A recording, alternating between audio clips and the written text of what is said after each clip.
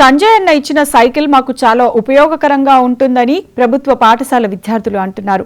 దూరంగా ఉన్న స్కూల్ కి ప్రతిరోజు బరువు బ్యాగ్ తో నడిచి వెళ్లడం ఇబ్బందిగా ఉండేదని, ఇప్పటి నుండి ఏ ఇబ్బందులు ఉండవని పిల్లలు ఆనందం వ్యక్తం చేస్తున్నారు.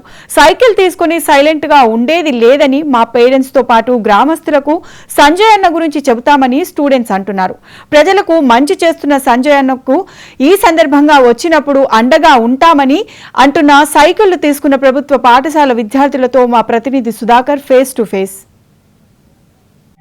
కరీంనగర్ పార్లమెంట్ సభ్యులు అదేవిధంగా కేంద్ర హోంశాఖ సహాయ మంత్రి తన జన్మదిన రోజు ఈ రోజు 20,000 సైకిల్ పంపిణీ కార్యక్రమం స్వీకరించడం మనతో పాటుగా బండి సంజయ్ గారు వాళ్ళని అడిగి మరి వివరాలు తెలుసుకునే ప్రయత్నం చేద్దాం.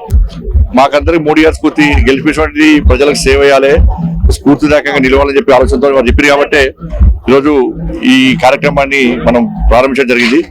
గతంలో గౌరవ కలెక్టర్ గారు బేటీ బచావో బేటీ పడావో సందర్భంగా 100 మంది సైకిల్స్ ఇచ్చిన తర్వాత అందరికీ ఇద్దామని చెప్పి మా కలెక్టర్ గారు దాని తర్వాత ప్రతి ఒక్క స్టూడెంట్కి ఇవ్వాలని చెప్పి ఆలోచనతో గవర్నమెంట్ స్కూల్లో అడ్మిషన్స్ పెంచడము, పేద విద్యార్థులు స్పెషల్ క్లాస్ కోసం పోతారు, మార్నింగ్ ట్రాన్స్పోర్టేషన్ ప్రాబ్లం వస్తుంది, ఆటోలో వెళ్ళలేని పరిస్థితి. కాబట్టి ప్రభుత్వ పాఠశాలలో చదివే పిల్లలు కూడా మేము దేనికి తీసుకోము అని చెప్పి ఒక ఆలోచన, ఒక కాన్ఫిడెన్స్ క్రియేట్ చేయడానికి ఈరోజు మనం ఈ కార్యక్రమాన్ని తీసుకోవడం జరిగింది.